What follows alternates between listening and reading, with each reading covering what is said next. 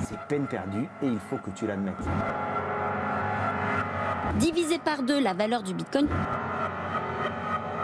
Tu risques de passer à côté de la plus belle réussite de ta vie.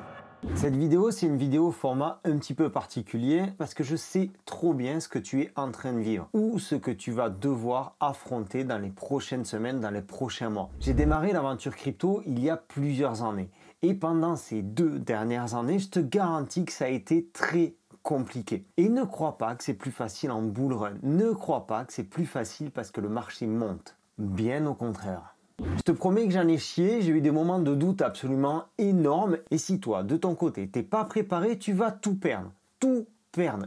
Pendant de nombreuses années, et donc particulièrement pendant ces 2 dernières années, j'ai été confronté à mon épouse, mes proches qui voyaient que je bossais beaucoup sans avoir vraiment de résultats. Aujourd'hui encore, alors que ça commence à payer, j'entends dire « mais est-ce que tu as sécurisé ?» Au travail, je me suis heurté à des réflexions comme « ça ne marchera jamais » ou encore « non, mais si on gagnait vraiment de l'argent, tout le monde le ferait ». Mes amis, mes potes ou des gens que j'ai croisés comme ça, des rencontres, me disaient aussi des choses du style « ah non, mais moi, je ne jure que par les espèces, que ce que j'ai sous mon matelas. La crypto, c'est du vent. » Qu'est-ce que c'est dur parce qu'on a envie de leur dire qu'ils y comprennent rien. Et je peux te dire que je l'ai déjà fait et ça a été bien pire. Alors tu te poses peut-être la question de pourquoi ils réagissent comme ça. Déjà, de mon propre avis, c'est parce qu'ils suivent les médias. D'ailleurs, peut-être que ça commence à reparler autour de toi et qu'on commence à te demander comment on achète du Bitcoin.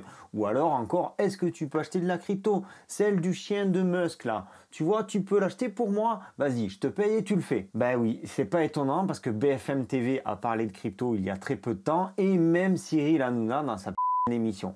Pour le commun des mortels, pour le moldu, ces gens-là font figure d'autorité. Ils pensent que Cyril Hanouna connaît mieux la crypto que toi qui t'y intéresses depuis plusieurs années. Du coup, comme ils pensent que ce qu'ils entendent c'est la vérité, ils s'en servent pour te protéger. Et oui, BFM TV is king. Le halving, on le rappelle, c'est le fait de diviser par deux la valeur du Bitcoin. Donc là, ils sont tous convaincus de ce que vient de dire cette journaliste, si on peut appeler ça une journaliste. Il faut aussi le dire, parce que certains sont aussi jaloux de ta réussite, et ce, même s'ils ne s'en rendent pas vraiment compte. En fait, ils se sentent exclus, un peu comme si tu allais trop vite pour eux. Donc, plutôt que d'accélérer à leur tour, chose qui serait difficile et douloureuse, qui nécessite des efforts, ils préfèrent essayer de te ralentir, de te retenir. Un grand classique que tu as peut-être déjà entendu, non, mais si tu gagnes de l'argent en crypto, les impôts vont te retrouver et tu vas avoir un redressement fiscal, tu vas perdre ta maison. Non, mais est-ce que tu te rends compte? Ces gens-là sont souvent, très souvent, confrontés à leur propre peur et ils voudraient que tu les attendes tranquillement jusqu'à ce qu'ils se décident à avancer, si jamais un jour ils veulent bien avancer. Et quand je dis leur propre peur, ça comprend aussi l'idée que eux ne seront jamais capables de faire ce que toi tu fais, et donc ça les renvoie un peu à leur responsabilité. Il y a un point commun à tout ça, le manque d'information, ou plutôt le manque de bonne information. Parce que eux ne veulent pas savoir, enfin, ils ne veulent pas savoir ce que toi tu as leur apporté. Pourquoi toi? Pourquoi toi tu comprendrais mieux que leur banquier? Toi qui es peintre, étudiant, pompier ou infirmière, qu'est-ce qui te qualifie dans ce milieu-là de la crypto-monnaie? Toi tu le sais, mais eux ne le savent pas. Le problème de tout ça, c'est qu'à force d'entendre toutes ces critiques, tu vas finir par perdre pied. Surtout si c'est tes premiers pas en crypto. Tu vas peut-être pas les écouter, mais tu vas les entendre et quelque part ça va avoir de l'impact sur ton état d'esprit. Tu vas prendre de mauvaises décisions, tu vas finir par vendre tes cryptos au mauvais moment et tu vas perdre de l'argent en plus de leur donner raison. À la limite, leur donner raison, c'est pas le plus important. Ce qui fait chier dans l'histoire, c'est que tu vas passer à côté de la plus belle réussite de ta vie. Alors comment faire? Comment je gère ces situations? Aussi con que ça puisse être, dans mon entourage, il aura fallu attendre 2 ans de vidéos sur YouTube pour que mes proches sachent vraiment ce que je fais. Je suis resté discret vis-à-vis de mon entourage, de mes collègues de boulot et même de certains membres de ma famille. Je savais qu'en leur disant, qu'en leur partageant ce que je faisais dans la crypto, j'allais m'attirer des centaines de critiques. Alors imagine que si en plus je leur avais dit que j'étais sur YouTube, j'aurais jamais pu avancer sereinement. J'ai donc choisi de ne parler qu'à des gens qui comprennent ma vision, mon langage, qui sont du même monde que moi. Dehors, les moldus, bonjour, Gryffondor et Serpentard. Le plus difficile reste sans doute d'arriver à ignorer tout ça, ce flot de négativité qui te retient cloué au sol, parce que tu as envie de répondre, tu as envie de leur expliquer. Mais comme on dit, il n'est pire sourd que celui qui ne veut pas entendre. C'est peine perdue et il faut que tu l'admettes. N'essaye pas de convaincre, ils te diront que c'est fini, que la mode des cryptos est passée, que ça n'arrive qu'aux autres, qu'à ceux qui ont de la chance, etc., etc.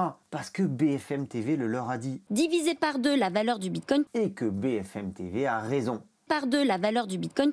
Alors tu peux attendre le moment de gloire, celui où ta réussite sera incontestable. Et encore, même avec ça, je suis sûr qu'il trouverait à redire. Mais quand tu vas atteindre un certain degré de réussite, quelque chose va changer.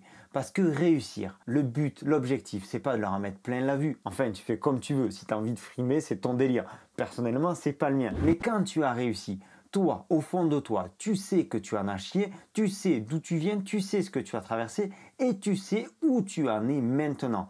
Et ça change fondamentalement l'impact qu'ont ces personnes sur ton attitude. Tu deviens indestructible. Avant ça, tu vas devoir t'éloigner des gens qui sont négatifs. Ceux dont je viens de te parler, qui trouvent que tout ce que tu fais est totalement stupide. Ceux qui vont peut-être te critiquer parce que tu payes pour être dans un groupe privé d'actu crypto pour avoir l'info avant tout le monde. Ceux-là qui vont te dire, avec leur connaissance en crypto très superficielle, qu'ils peuvent trouver l'info en 2-2 sur YouTube.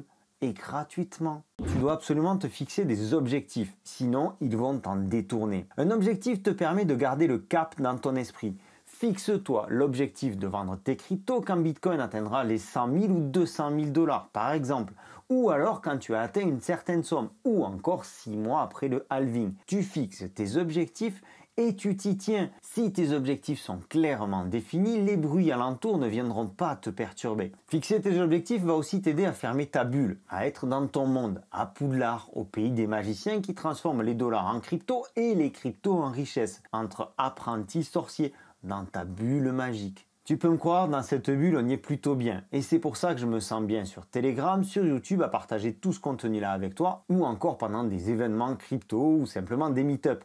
Parce qu'être dans un milieu qui petit à petit devient le tien, un milieu où tu pourras suivre ceux qui ont réussi et t'inspirer de ces gens-là, c'est primordial. Ça conditionne vraiment ta réussite. Et ça, c'est le dernier conseil que j'aurais à te donner dans cette vidéo. Inspire-toi des plus grands, regarde comment ils font et reproduis. Entoure-toi des meilleurs. Mais n'oublie pas une chose, ta réussite, tu ne la dois qu'à toi. C'était Sylvain pour Objectif Lune. J'espère que cette vidéo t'aura apporté suffisamment de détermination pour bien réussir ton prochain bull run. Je te souhaite une excellente continuation. Prends soin de toi et de tes finances. Je te dis à très bientôt. Ciao!